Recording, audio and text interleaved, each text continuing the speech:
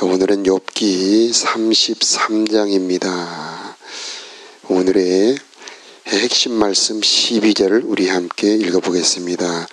그렇지만 들어보십시오. 당신의 주장은 옳지 않습니다. 왜냐하면 하나님은 사람과 비교할 수 없이 위대하시기 때문이지요. 오늘의 가장 중요한 말씀, 사람보다 크신 하나님, 내 문제 고통보다 더 위대하신 하나님, 하나님의 위대하심을 아는 만큼 내 고통과 고난은 작게 보이는 것입니다. 다윗은 힘들 때마다 위대하신 하나님을 찬양합니다. 내가 만민 중에 그를 찬양하면.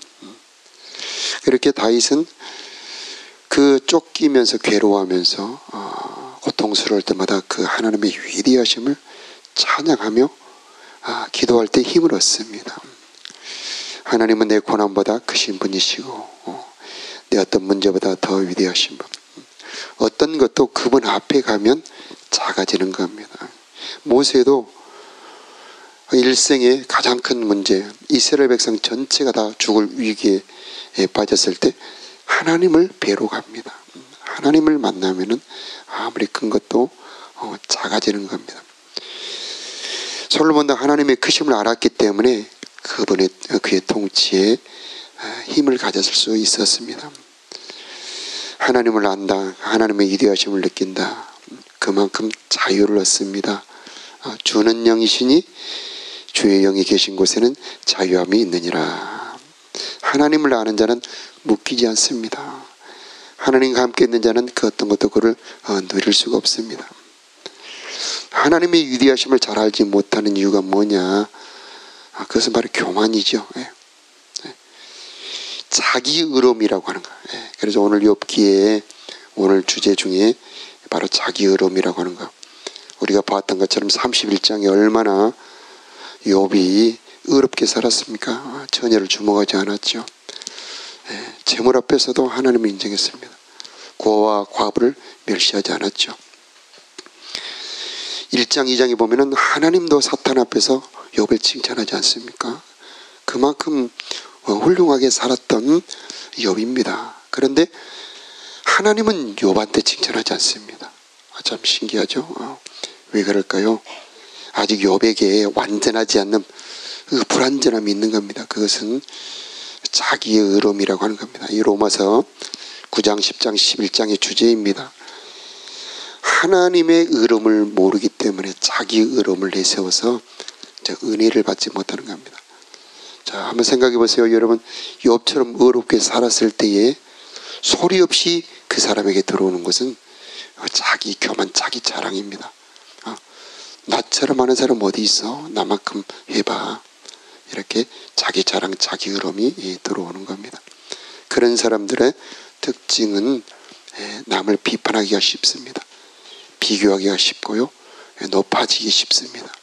자, 그 증거가 욥이 하나님 앞에 말이 많습니다. 그래서 욥기 40장에도 욥이 회개하는 주제가 바로 그겁니다. 하나님이 회개시킵니다. 그리고 42장에도 욥이 바로 그것을 회개시키고, 지금 엘리후가 나오고 있죠. 엘리후는 바로 그 점을 지적을 합니다. 그래서 엘리후는 새 친구들하고 다릅니다. 새 친구들은 너는 뭔가 죄가 있기 때문에 이런 벌을 받는 거야, 이렇게 책망을 합니다만은 이 엘리후는 그렇게 책망하지 않습니다. 하나님은 위대하신 분이다. 너를 가르치시기 위해서 이렇게 너에게 고난을 주시는 거야 하면서 다른 차원으로 말을 하고 있는 것입니다. 자, 이 자기 의로움이라고 하는 게 왜 문제냐면은 겸손의 자리에 가지 못하는 겁니다. 그래서 은혜를 계속 받을 수가 없는 겁니다. 우리가 비빔밥을 맛있게 그냥 양푼에 담아서 비벼 먹으면 정말 밥을 먹기 전에는 그렇게 아름답게 맛있게 보이던 비빔밥인데, 밥을 딱 다 먹고 난 다음에 그 그릇에 묻어있는 그 비빔밥에 그 그릇에서 떨어지지 않는 부분은 여러분 보시기에 아름답게 깨끗하게 보이던가요? 참 신기하게 먹고 난 직후에 그릇에 붙어 있는 그 비빔밥은 추하게 보이죠. 마찬가지입니다. 하나님의 뜻대로 살았던 그 모든 삶이 하나님께 그대로 영광으로 올려드리면 그게 아름다운 것인데, 이게 내 자랑으로 나한테 붙어 있으면 그게 하나님 보시기에 추하다는 겁니다. 하나님 바로 이것을 다루시기 위해서 바로 욥에게 고난을 주시는 겁니다. 이것을 깨닫게 하시기 위해서 하나님께서 그에게 연단을 주시는 거죠. 우리가 어떤 은혜를 받고 어떤 말씀을 순종하고 봉사를 하고 섬기고 예배를 드리고 그 모든 것을 행하고 난 이후에 하나님, 이 모든 것은 하나님의 은혜였습니다 라고 고백할 때 우리는 계속 은혜를 받을 수가 있는 것입니다.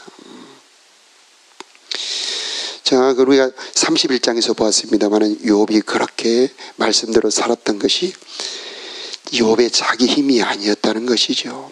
그것은 하나님의 은혜였던 것입니다.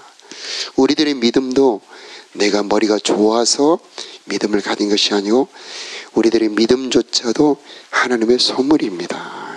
내가 기도할 수 있는 것도, 이 새벽에 우리가 이렇게 이 자리에 모여 기도할 수 있는 것도 하나님의 은혜인 것입니다. 내가 봉사하고 섬기고 전도할 수 있는 것도 하나님의 은혜인 것입니다. 내가 직분을 가지고 내가 이 교회 안에서 섬길 수 있는 것도 하나님의 은혜인 것이지 이게 내 자랑이 아니라고 하는 것입니다. 이렇게 겸손의 자리로 내려앉을 때 하나님은 계속 그에게 은혜를 주실 수 있는 것입니다. 그런데 사람이 잘 그러지 못하죠. 참 신기하게 사람은 너무나 내 자랑으로 가져오기 쉽다는 겁니다. 이건 내 힘이야, 내가 머리가 좋았어, 이렇게 내가 열심히 노력했잖아, 이렇게 내 자랑으로 가져올 때에 참 신비하게 은혜가 사라지는 겁니다. 하나님, 내가 이렇게 할 수 있는 것은 온전히 하나님의 은혜였던 것을 고백합니다. 나는 아무것도 알지 못하는 미련한 자인데 하나님이 은혜해 주셔서 이렇게 깨닫게 하심을 감사합니다 하고 하나님께 영광을 올려드릴 때 하나님의 은혜가 계속 솟아오르는 것입니다. 우리가 믿는 것 자체도 이 하나님의 은혜입니다. 하나님, 예수님이 베드로에게 그렇게 말씀합니다. 주는 그리스도시요 살아계신 하나님의 아들입니다. 이렇게 고백하니 바요나시마는 네가 복이 있도다. 이를 알게 한 분은 혈육이 아니요 하늘에 계신 내 아버지시니라. 이 말씀은 사람이 알려준 것도 아니고 베드로가 깨달은 것도 아니고 하나님이 알려주셔서 베드로가 예수님은 그리스도라고 하는 것을 알 수 있었다는 얘기죠. 우리가 믿는 것도 하나님이 알려주신 겁니다. 이 하나님의 모든 신비한 세계를 알 수 있고 내 믿음 자체도, 내가 기도하는 것 자체도 그 모든 것이 하나님의 선물이요 은혜였던 것이죠. 자, 이것이 내 공로로 가져오는 순간에 자, 하나님께서는 이것을 자기 의로 보시면서 하나님의 성령의 역사가 사라지고 이것이 계속될 때에 하나님을 깨닫게 하시기 위해서 말씀을 하십니다. 자, 그런데 사람들이 깨닫지 못한다고 말씀을 하고 있죠. 자, 한번 우리가 읽었던 말씀이지만은 한번 다시 한번 읽어볼까요? 14절 말씀 시작. 하나님께서는 여러 번 말씀하시지만 사람은 깨닫지 못합니다. 그래서 오늘 기도의 제목, 하나님이 말씀하실 때 깨닫게 하여 주옵소서. 하나님이 많은 방법으로 우리들에게 말씀을 하십니다. 이 자연 만물을 통해서 우리들에게 말씀하시고요, 또 사건을 통해서도 말씀을 하십니다. 또 꿈이나 환상을 통해서도 말씀하시고, 자, 가장 좋은 것은 성경 말씀으로 깨닫게 하시는 거죠. 그 여러 기도의 주제가 있지만은 하나님, 내가 말씀을 들을 때 깨닫게 하여 주시옵소서. 참 신비하게 똑같이 듣는데 깨닫지 못하는 겁니다. 하갈은 바로 옆에 샘이 있는데 못 보죠.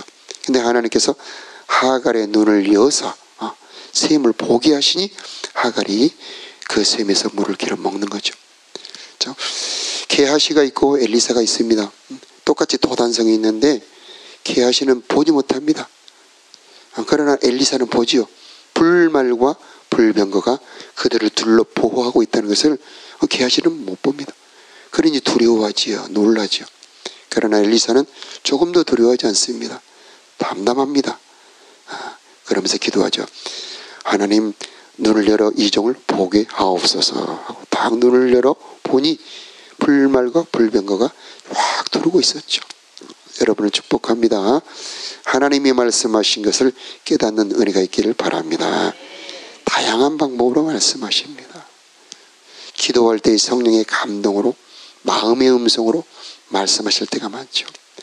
참 중요한 것은 로마서 8장에 나온 것처럼 생각으로 말씀하신다는 거예요. 그래서 육신의 생각은 사망이요 영의 생각은 생명과 평안이다. 그래서 가장 중요한 것 두 가지를 꼽으란다면 성경 말씀을 읽을 때 깨닫는 거다 하고, 그 다음에 생각으로, 마음에서 일어나는 생각으로 계시해주고 말씀하시는 거예요. 그래서 지혜의 마음, 생각의 계시, 이것이 오늘 기도의 주제가 되시길 바랍니다. 하나님, 내가 생각할 때마다 하나님의 감동을 받게 하여 주옵소서. 요셉이 그거죠. 생각할 때에, 바로의 꿈을 들을 때 생각 속에서 착착착착 하나님이 해석을 해주는 겁니다. 얼마나 보배롭습니까? 그래서 우리들의 마음을 정결하게 하고 더 깨끗하게 해야 되는 거죠. 하나님, 내가 이렇게 마음이 깨끗해서 언제나 하나님이 말씀하시는 것을 깨닫기 원합니다. 그런 사람에게 더 알려주시는 겁니다. 자, 못 깨달을 때는 하나님께서 그 강도를 올려가면서 조금씩 더 깨닫게 합니다. 그래서 처음에는 꿈이나 환상으로도 말씀하시지만 또 주의 종 선지자를 통해서 말씀하실 때가 많습니다. 그래서 우리가 예배 때마다 말씀 설교 시간이 있죠. 자, 기도의 주제 중에 하나님, 설교 시간마다 은혜 받기를 원합니다. 이렇게 기도한다면은 보다 더 많은 은혜가, 말씀이 여러분에게 깨닫게 될 것입니다. 하나님, 내가 말씀 묵상할 때 성경이 은혜가 되게 하여 주시고 꿀성보다 달게 하여 주시고 깨닫게 하여 주시고 힘이 되기를 원합니다. 자, 이렇게 기도해야 되겠고요. 자, 그런데 깨닫지 못할 때 이제 고난을 주십니다. 그래서 처음에는 레위기도 보면은 7번, 그래서 처음에 고난을 주다 그것을 안 될 때 7배 더 강하게 주시고, 그래도 안 되면 또 7배, 또 그래도 안 되면 7배. 그래서 마지막에는 다 흩어버립니다. 땅에서 쫓겨나게 하죠. 그래서 고난의 강도는 그 말씀을 안 듣는 만큼 더 강하게 고난을 주시죠. 자, 그러나 우리들에게 그 고난을 주신 하나님을 원망하고 탓할 수 없는 것은 사랑하는 자를 징계하시기 때문이죠. 왜 고난의 때에 고난을 주시나? 고난의 때에 우리는 겸손해지기 때문입니다. 내가 부유하고 힘이 있을 때는 귀가 열어지지 않습니다. 그래서 귀의 할례라는 단어를 쓰죠. 귀의 할례는 말씀을 들을 수 있다는 얘기입니다. 누가 귀의 할례를 받느냐? 바로 세례죠. 사랑하는 자가 귀가 열어지는 겁니다. 그래서 잠언서에 여호와를 경외하는 것이 지식의 근본이다. 하나님 계속 말씀하는데 못 듣는 겁니다. 왜? 귀가 할례를 받지 않았기 때문에. 그러면 귀의 할례, 즉 세례는 여호와를 경외하는 겁니다. 하나님을 두렵게 여기는 겁니다. 하나님의 위대하심을 받아들이는 겁니다. 하나님은 나보다 크신 분입니다. 주님 말씀하시옵소서, 내가 듣겠습니다. 바로 이게 세례입니다. 그 사람에게 하나님께서 하늘의 문을 열어주시고 그에게 계시하시고 말씀을 주시는 겁니다. 성령은 말씀의 영입니다. 쉽게 말하면 진리의 영이라는 단어를 씁니다만 말씀을 받아들일 때 들어가는 영이에요. 그래서 내가 너에게 하는 말이 영이요 생명이다. 그래서 말씀 따라 듣고 성령 따라 받고 그런 게 아닙니다. 은혜의 말씀을 받아들일 때 성령이 들어가는 겁니다. 베드로가 고넬료 집에서 설교하니 말씀을 듣는 모든 사람들에게 성령이 내려왔습니다. 여러분에게 하나님의 성령이 임하는 순간, 하나님 저 말씀 내 말씀입니다. 하나님 저 말씀대로 되기를 원합니다. 저 말씀을 받아들입니다 할 때에 성령이 그 말씀과 함께 그 말씀으로 들어가는 겁니다. 그래서 이 말씀이 내 마음과 내 생각에 들어와 있을 때 하나님이 여러분 안에 들어와 계시는 거죠. 자, 여러 많은 기도의 주제가 있지만은 평생 하나님이 말씀하신 것을 깨닫는 내가 되기를 원합니다. 자, 바로 이 기도의 주제가 되었으면 좋겠습니다. 자, 하나님께서 우리들에게 감동하실 때 하나님 그 은혜가 오기를 원하며, 욥은 이 인과응보라고 하는 그 굴레를 친구들도 못 벗어났습니다만은 욥 자체도 이 굴레에 들어있다는 것을 알 수가 있습니다. 욥은 말씀대로 순종하며 살았지만은 왜 나에게 이런 어려움이 옵니까? 이것이 바로 욥이 항변의 주제가 되지요. 그래서 욥기가 왜 중요하냐면요, 재림이 가까울 때에 준비하는 말씀이 욥기 말씀입니다. 그래서 우리가 예수 믿고 말씀대로 살아갈 때 복을 받는 건 당연하지요. 그런데 그러지 않을 때가 온다는 겁니다. 언제요? 주님 재림이 가까울 때. 예수의 이름으로 너희가 핍박을 받고 학대를 받고 공회에 잡혀갈 때가 온다. 그러나 나중까지 견디는 자는 구원을 얻으리라. 왜 그러면 하나님께서 우리 성도들에게 그렇게 순종하며 믿음으로 기도하며 살아가는 성도들에게 그런 어려운 고난의 때를 주십니까? 순종하며 살면 복을 받아야 되는데 그런 고통과 재난을 주십니까? 욥기에서 말씀하시고 있는 거죠. 그것은 무엇입니까? 알곡과 쭉정이를 분간하고 있는 겁니다. 말씀대로 지어진 집인지 말씀대로 지어지지 않는 집인지, 보석으로 지어진 집인지 나무로 지어진 집인지, 풀이나 집으로 지어진 집인지를 하나님께서 분간하고 있는 것이죠. 바로 그때에 무너지지 않는 집이 바로 하나님 찾으시는 집이고 영원한 세계에 들어갈 집이 된다라고 하는 겁니다. 내가 하나님께 순종하며 살아갈 때 복을 받으면 좋으려니와, 혹시 내가 복을 받지 못하고 재난을 받는다 할지라도 나는 하나님을 버리지 않겠습니다. 이런 신앙, 바로 하나님이 찾는 보석 같은 신앙입니다. 살아도 주를 위해, 죽어도 주를 위해. 그러므로 사나 죽으나 나는 주의 것입니다. 사람들의 조롱과 핍박, 사람들의 학대, 하나님 그것을 받는다 할지라도 나는 주님을 배반하지 않겠습니다. 바로 이게 순교 신앙입니다. 욥기의 신앙은 바로 그런 신앙입니다. 하나님, 내가 복을 받았다면 재난이라도 사용하지 않겠습니다. 바로 이게 욥기 신앙이죠. 바로 이게 예수님의 십자가 신앙입니다.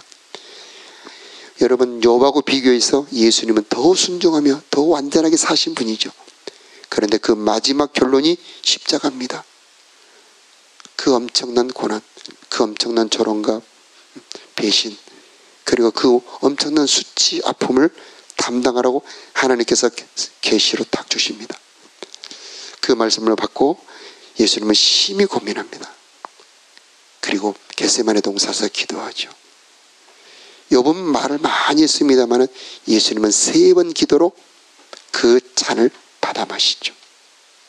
아버지께서 주신 잔이라면 내가 마시지 않겠습니까? 하고 요한복음 18장에 그 잔을 받아 마시기로 결정하고 그 기도의 자리에서 일어납니다. 이런 십자가 신앙, 순교 신앙, 내가 주님께 복을 받았다면 고난이라도 함께 받겠습니다라고 하는 이 순교의 신앙은 기도하는 사람들만이 받아 마실 수가 있는 것입니다. 그렇게 주님과 함께 고난을 함께 받겠습니다 하는 사람에게 성령이 감동하시고 차원이 다른 은혜를 열어주십니다. 여러분, 중국이나 북한에서도 성도들이 많다는 걸 아시죠? 특히 중국의 기독교는 불처럼 뜨겁습니다. 엄청난 핍박이 몰아치는데 그 핍박을 이깁니다. 그러면서 부흥합니다. 그것은 사람의 능력이 아니죠. 절대적인 하나님의 불같은 성령의 권능이죠. 왜 그런 권능이 몰아칠까요? 바로 이런 욥의 신앙입니다. 우리들이 고난을 견딜 수 있는 것은 내 결심이 아니고 내 힘이 아닙니다. 그것은 성령의 능력입니다. 하나님의 능력이 덮어버리면은 그 모든 핍박이 오히려 기쁨으로 바뀌어버리게 되는 겁니다. 이것을 영광의 영이라고 베드로전서에 말씀하고 있습니다. 여러분, 기도할 때 영광의 영이 임하길 바랍니다. 핍박이 오히려 즐거워지고 고난이 감사가 될 수 있는 절대적인 하나님의 능력의 은혜가 임하기를 바랍니다. 이것이 온 교회를 덮을 때, 온 성도들을 덮을 때 고난에 굴복하지 않습니다. 내 어려움에 굴복하지 않습니다. 그래서 위대하신 하나님, 내 고난보다 크신 하나님, 핍박보다 크신 하나님, 문제보다 크신 하나님, 원수의 조롱보다 더 크신 하나님, 그 하나님이 여러분을 붙잡아 주시고 인도해 주실 것입니다. 오늘 그런 은혜가 있기를 바랍니다. 미래를 준비하는 그 지혜로운 신부, 기름은 미리 준비해야 됩니다. 그래서 지금 핍박이 없다 할지라도 욥기의 신앙을 통해서 여러분의 등잔에 기름이 가득 채워져서 혹시 여러분의 인생에 우리들의 삶에 어려움이 온다 할지라도 넉넉히 이길 수 있는 그런 아름다운 보석 같은 신앙인들이 되기를 축복합니다. 기도하겠습니다.